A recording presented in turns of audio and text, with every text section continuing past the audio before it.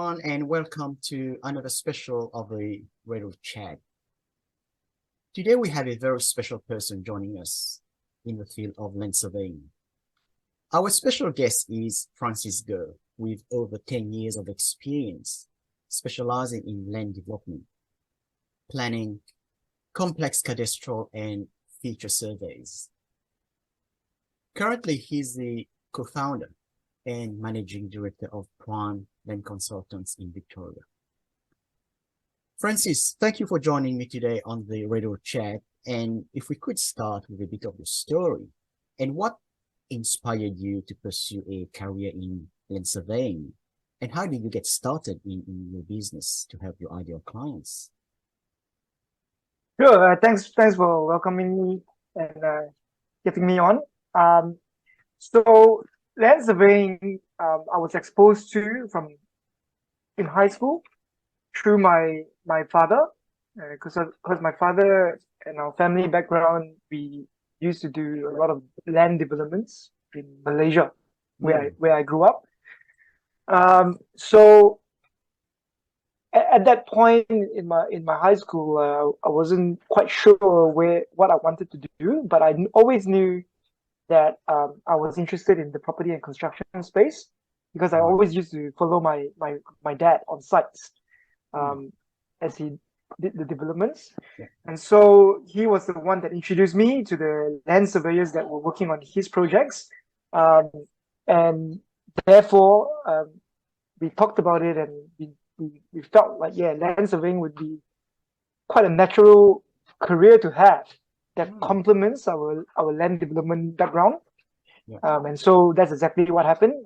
I chose surveying from high school and followed through. Okay, wow, that's awesome. Yeah. As you know, the theme of this podcast is about the REDL board game. So, if you were to explain to a 12-year-old kid, what do you do in very simple terms? What do you do? Yeah, sure. So I always like to say the simplest way to understand land surveyors are that we are professional measurers. We are physical measurement experts. So we use our mathematical skills to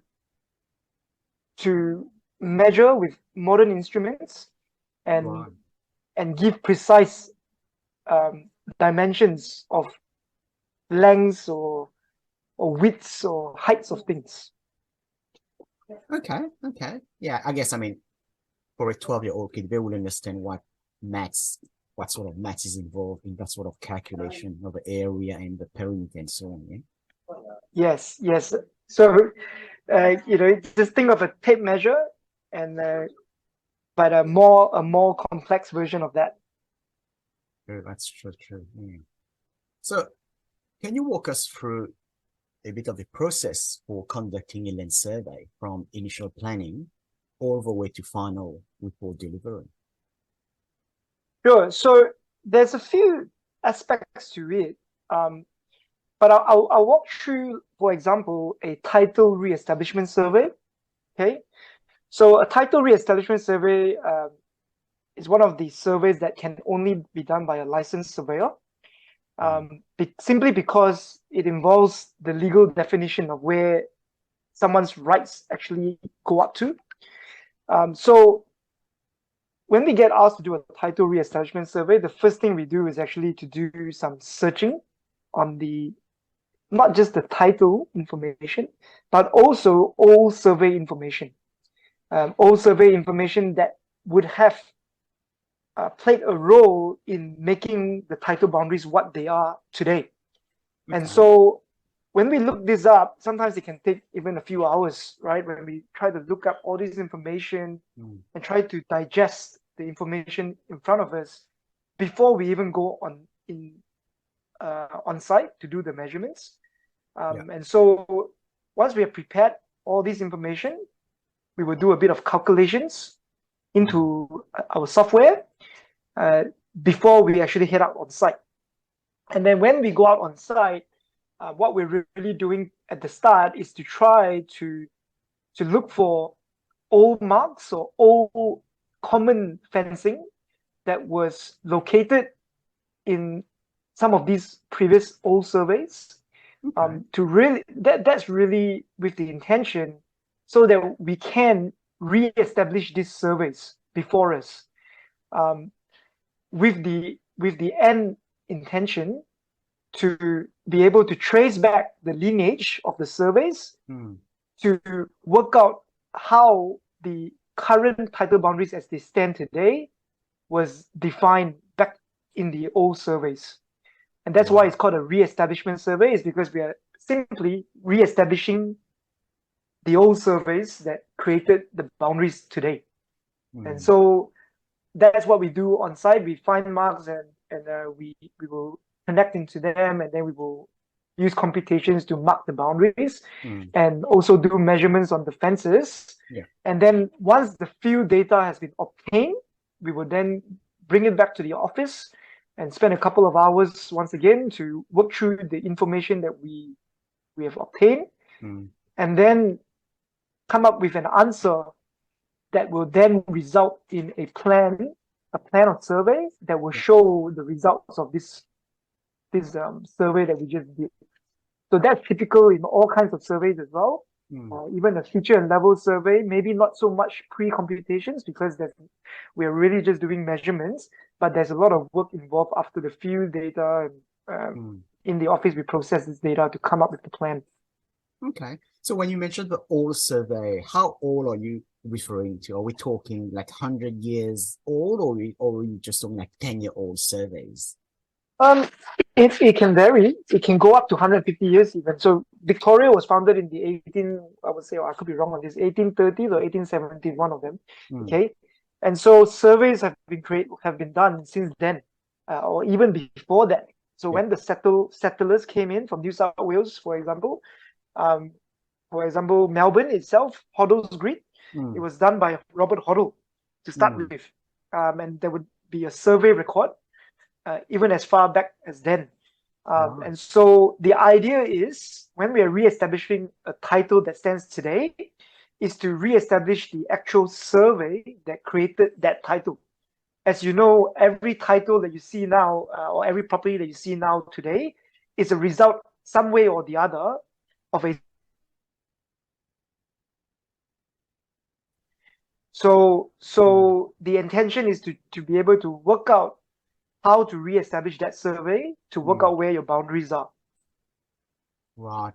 And you see there's a lot of discrepancy from the old way it was measured to how it should be measured in this DNA. Yes, of course. So back in the day, people would have been using chains. They would pull chains, and especially in hilly areas, when they use chains, they sag, and so there was a bit of science to it, but it can never be as accurate as the modern instruments that we have, where our instruments now are to the couple of millimeters. Okay, back then, 10 centimeters is a good result, and so therefore, besides re-establishing the title, the survey that created the title that stands today, because of these discrepancies in the accuracy of the instruments, for one, there can be sometimes a lot of issues with the title boundaries, where you may think that you are adjacent to a neighbor next door and you share the same boundary,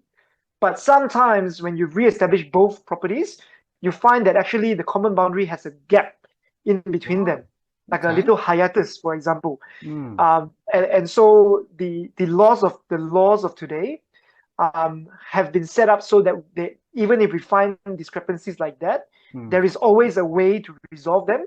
So either by taking it up by a transfer of land act application, or if there's an overlap, then we have to cut back one of the properties, for example. And so just because you buy a property and your title says it's that, it is never truly that until a survey has actually been done to verify today what it should be. Okay. Right. Yeah, especially with the price of land, in the tens of thousands of dollars per square meters, a little bit of differences could mean a lot of money. Yeah. Oh yeah. I was just doing one recently in Peran, where in reality his fence occupied about 40 over square meters more than what he actually had on title.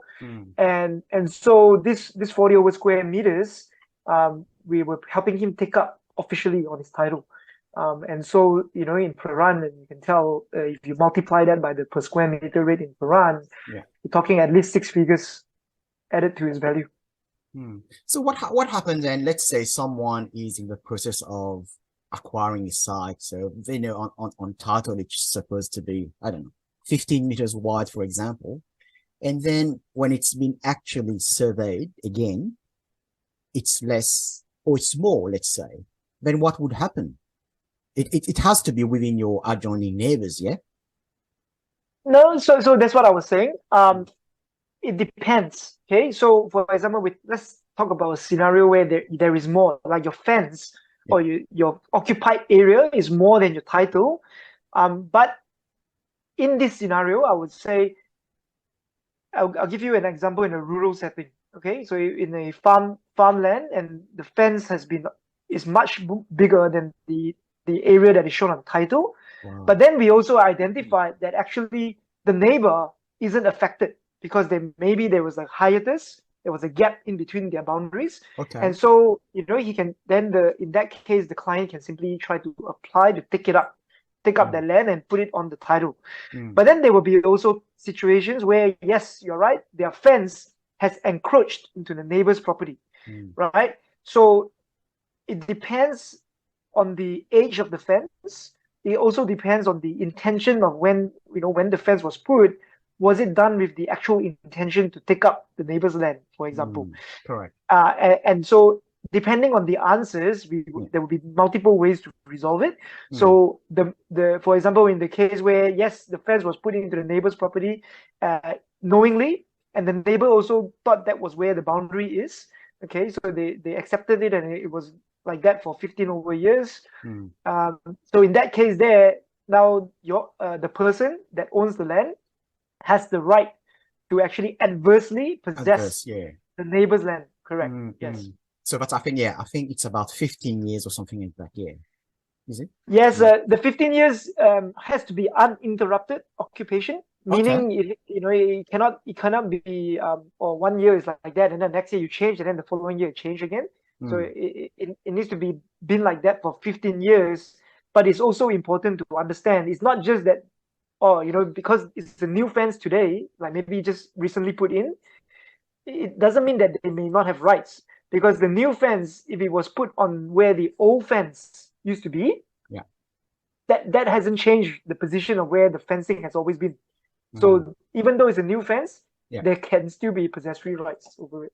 Okay. So in terms of your feature survey, how long does that last? So once, let's say you got that done yesterday, how long does that last until you have to redo it again, for example? Okay, so now we talk about feature surveys, which is a bit different to title surveys. Okay, so feature surveys, technically, they don't have an expiry. Okay, there's no legislated expiry date for feature surveys.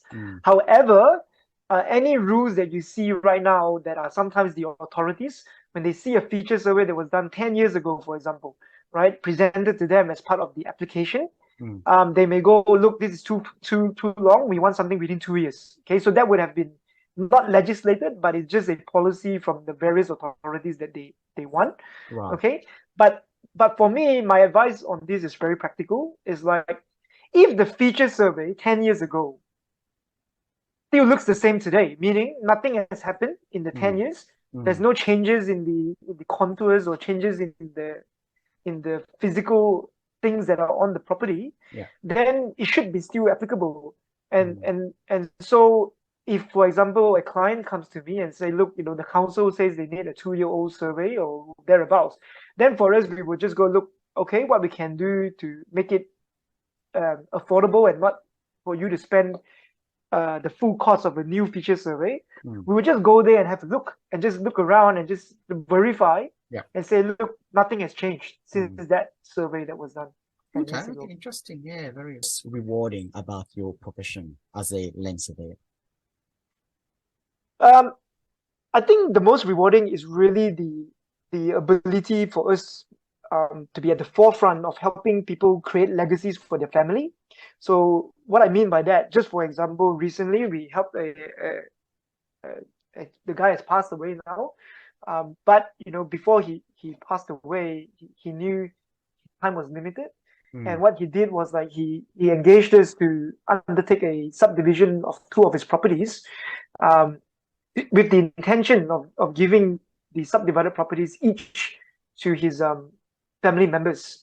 And so when we got that done for him, he was really thankful, and that really reminded me of the reason that I feel so satisfied every day. Is like the ability to just help people creating these legacies for their family, and not just family legacies, but even like someone like yourself. When you create products, when you create townhouses and development, it's really a legacy that you've created, because this can last for easily another 50 years at least. Each townhouse that you build, for example, and you can go, hey, this was done by me, for example, and if it looks really nice and good, you just feel proud of yourself. So, okay, fantastic. So what do you consider to be the biggest challenges facing your profession today, and how do you address them in your current work? Yeah, sure. So one of the biggest challenges we face every day, of course, is educating the user of our surveys. What I mean by that is, typically, even like someone like yourself, when you get a survey done, you may not be fully across why and what they are for, and also may not be fully across how much resources are actually spent on doing these surveys.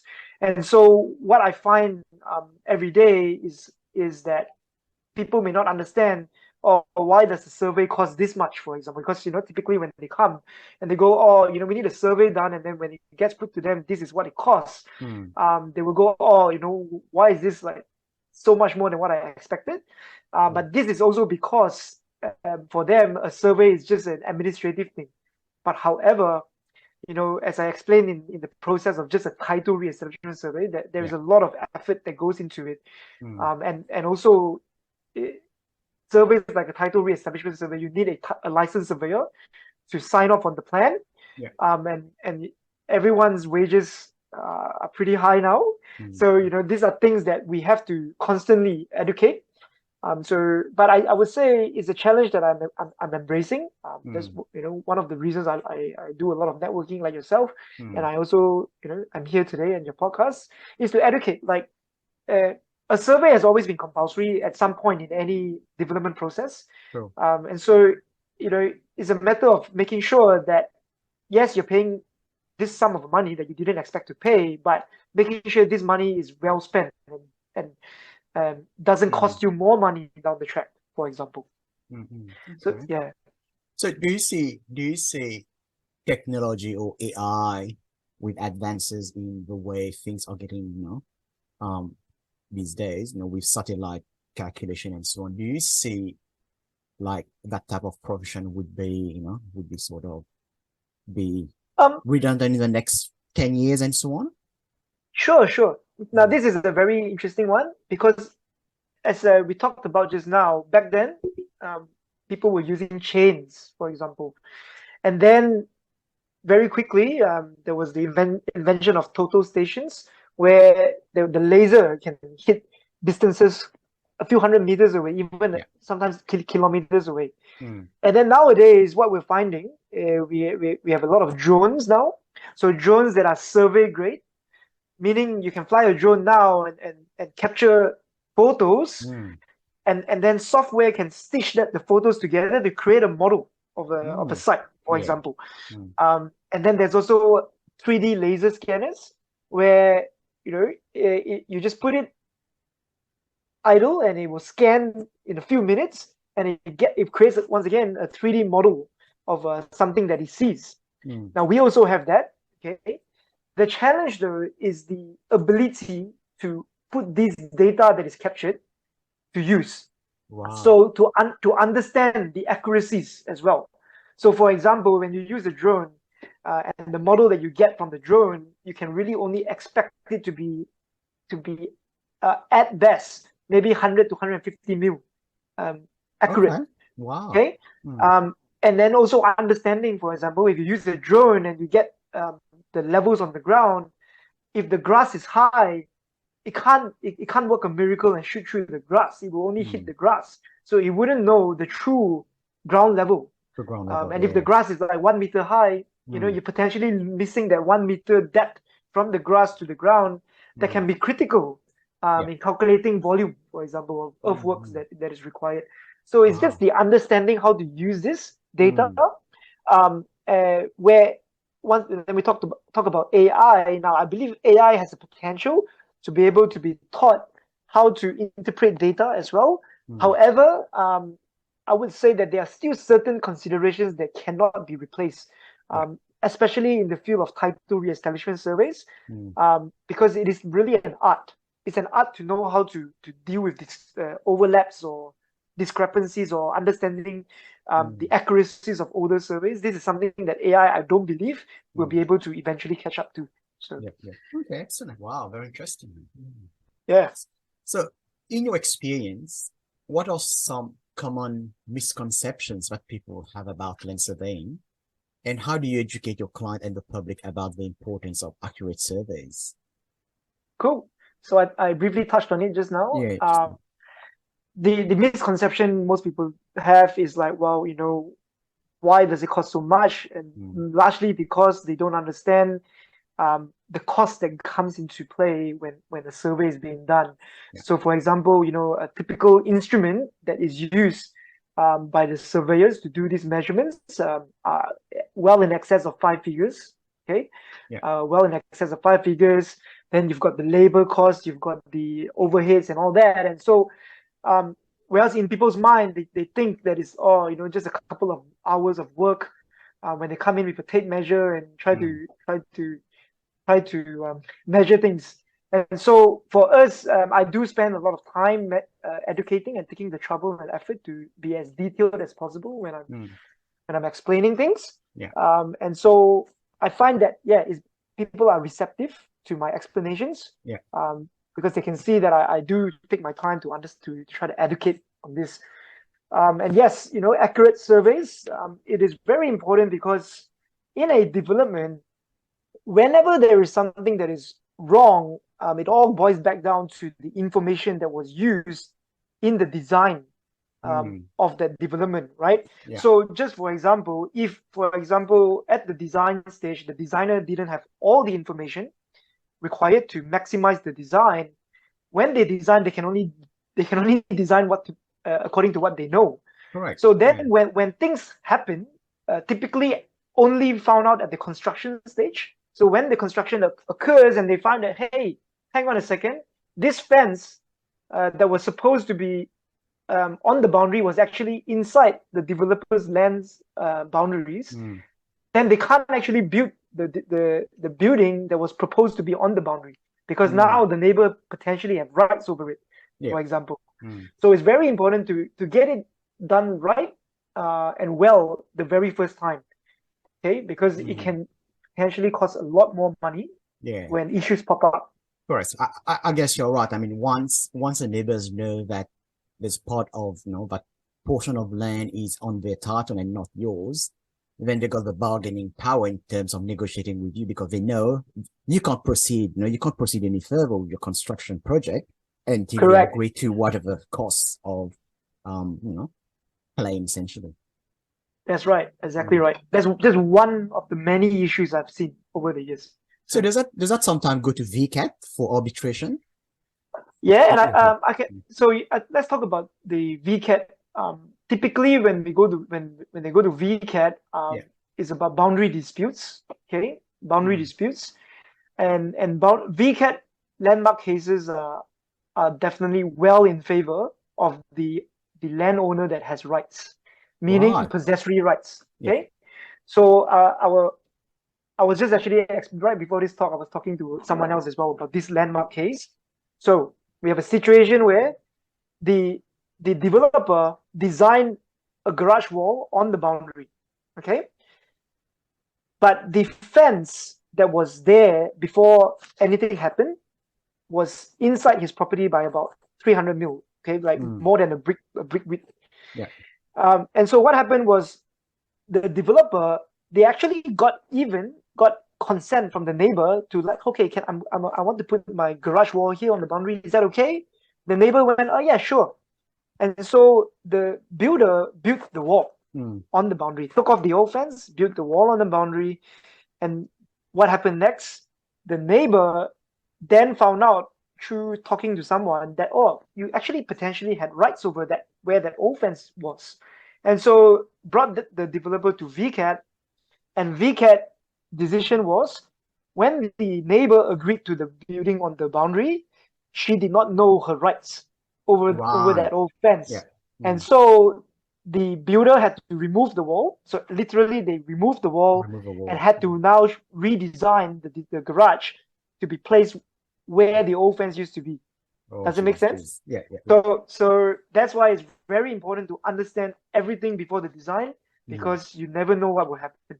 Correct. And something like this can cost you in the tens of thousands, even hundreds of thousands of dollars, depending on how far the construction has progressed. Yeah, and then you have to remediate all that work.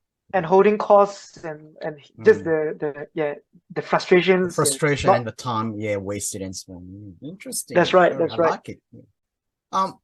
If you could go back to teach your younger self or teach your kids, what would you teach them? I would say just always start with a three things that you're grateful for in the morning. I just started doing that actually after reading a book, and I think that really helps because it puts your life into perspective and go, hey, oftentimes every day throughout the day, you feel a lot of frustrations because things pop up. Life is never a smooth journey. More of a roller coaster. Yeah, that's right. And so by doing that, I find I've started to be really, really thankful and peaceful and calm when dealing with things that inevitably pop up. Because when you are always reminding yourself, okay, look, you're first of all, I'm alive again. The next day, I'm alive. I'm alive to live another day. That helps to put things into perspective. And so I want to teach this very early on to my son, and hopefully it will turn out all right. So like being grateful, the gratefulness of having sort of seeing the glass half full instead of half empty. That's right. That's exactly right. Yeah. Yes. Okay. How has technology changed the way land surveying is done over the course of your career? And what do you see as the most exciting development on the horizon? Yeah, cool. So I mentioned the drones and the laser scanner. Okay, so this has helped immensely. In particular, even my career of over 10 years. When I first started, typically we only use the traditional total station, and we can only measure what we can see, right? So as you know, in any planning application, you do need your neighbor's information as well, and so the limitation was other than getting consent from the neighbors to go inside their property to actually measure their building, and we typically don't do that because developers like yourself, you don't want to create conflict early on. Okay? Exactly, yeah. And so what happened was we were limited by what we can actually see from the outside of the neighbor's property. Okay, but now with the laser scanner or drone, it is very rare for us not to be able to use at least one of the three instruments to be able to get information that we need sufficient for planning purposes or design considerations, right? Another thing is like, just for example, a farm that has short grass, for example, and they really just want to know the contours around that site. Back in the day, we would have to physically go and measure and walk the site. But now, when the conditions are right, we can use a drone to actually fly it and get pretty much within 100 mil accuracy, which is good enough for that kind of site, and it saves time and cost for the clients and also for us as a business. So these are exciting stuff, but like I said, the challenge is to be able to be in the safe hands of someone who understands how to make sure that you're using it for the right purpose. So for example, you won't be using a drone to measure something in the CBD. because the CBD, you It's cannot very you dense. cannot even you cannot be even inaccurate by more than 2 centimeters, for example, right? Because everything is very precise. If you Mm, use a drone, you're just opening up yourself and the project to be at risk when you design something wrongly. So mm. Wow, wow. Okay, interesting. Um, if there's one thing you want to do in your lifetime, what is it and why? yeah, so my life goal is actually to develop a retirement village suburb. Mm, Um, where I don't believe there is one in Australia. There is retirement villages, but there's not a suburb. So what I mean by that, I want a suburb that is self-contained, self-sustainable, potentially even solar powered, off-grid, and where even the garden herbs and everything are built are planted in-house, and wow. there's you know Mm, it's a work in progress as I progress my thought on this, right? But yes, my intention is I would say hopefully in the next 10 years, mm, I would like to realize this vision where I will start with a retirement village first, and then the second one and the third one, and they all join up, and then there'll be like a little suburb of its own, where it will be a community of people, potentially even over the age of 50 or mm. 55. They Yeah, can start downsizing and going to this suburb, right? And they will have a lot of friends, mm, a lot of activities, and they can drive around in golf carts, for example, electric powered yeah. golf Electric carts. powered golf course. Yeah, yeah. Yeah, So, yeah, so it's a yeah. bit more of a smart city, smart retirement city, essentially, which is sort of Absolutely. sustainable. Everything is being recycling and sustained on its That's own. right. That's right. That's right. It is not. It's quite similar to the concept in Florida and US. Mm, There is a community called the Villages. It's like a suburb, and the way they did it is exactly the same as how I described. They started with a village, and then they right. kept making a few. Mm. I know in on the Gold Coast, I don't know if you heard about Sanctuary Coast. I mean, it's not I as have.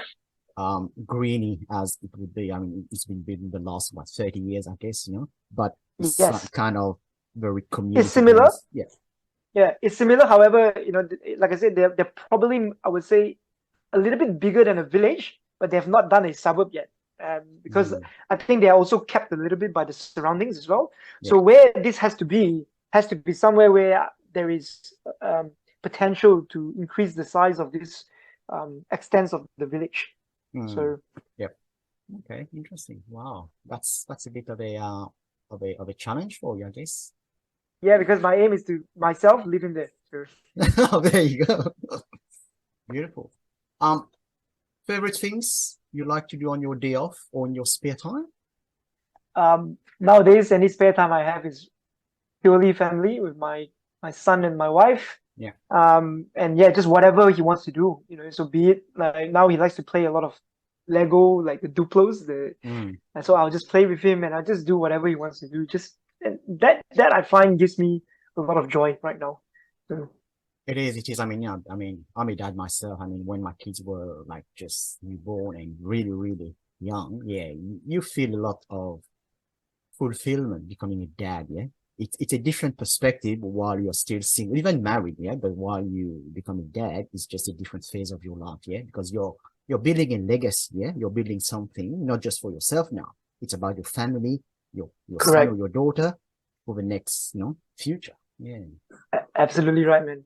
Mm. Wouldn't swap it for the world. So, Yeah. If there's something dead or alive you want to take out to lunch, who would it be and why? um, okay, this would be a controversial one.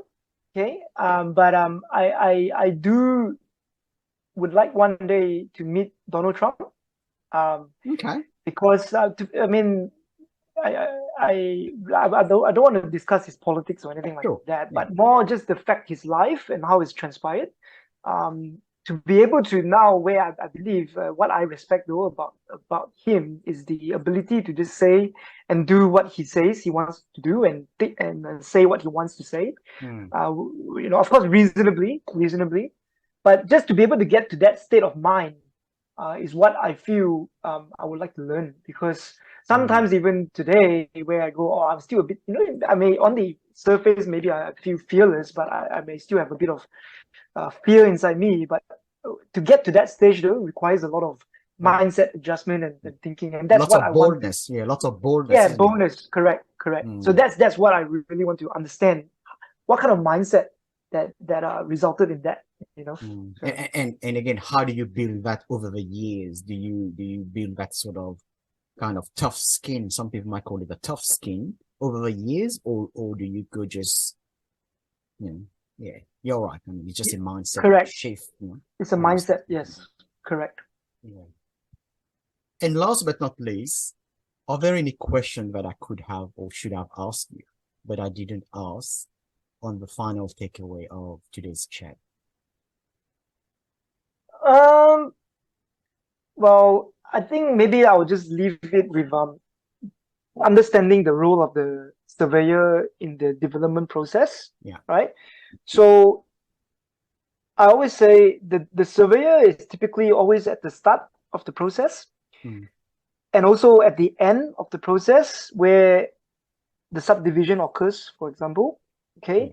But also in the middle of the process where construction surveyors yes. are also involved. Yeah. So I would say that if you're interested in developing or to do any sort of development, a surveyor would be a good contact to have, because they would be all across every stage of a development, and they should be able to advise you, or at least point you in the right direction when you're stuck somewhere or someplace. Right.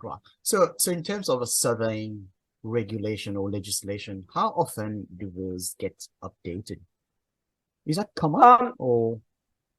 So the last update was in there's a few legislations relating to surveyors.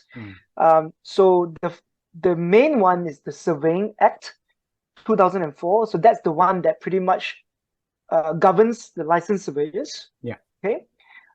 So that was last updated in 2004, but there are associated regulations as well that are related to this act, and those get updated sometimes every 2 years or every 5 years, and so on and so forth. But for the most part, just understand that licensed surveyors, when they do a survey, they have to follow the law.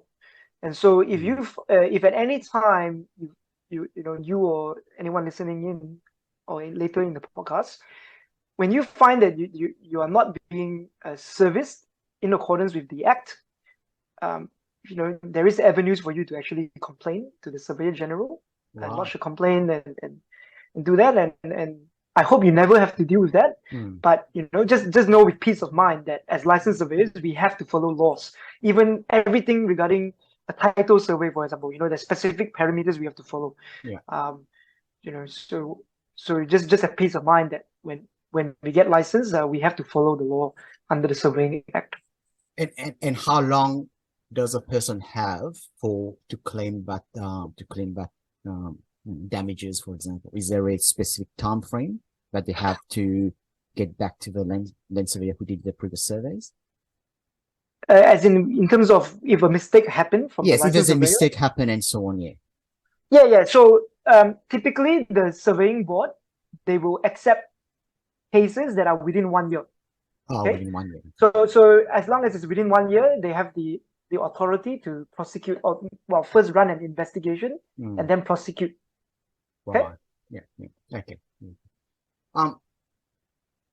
What is the best way for people to get in contact with you for your professional services, Francis? Sure. The best method is through our website.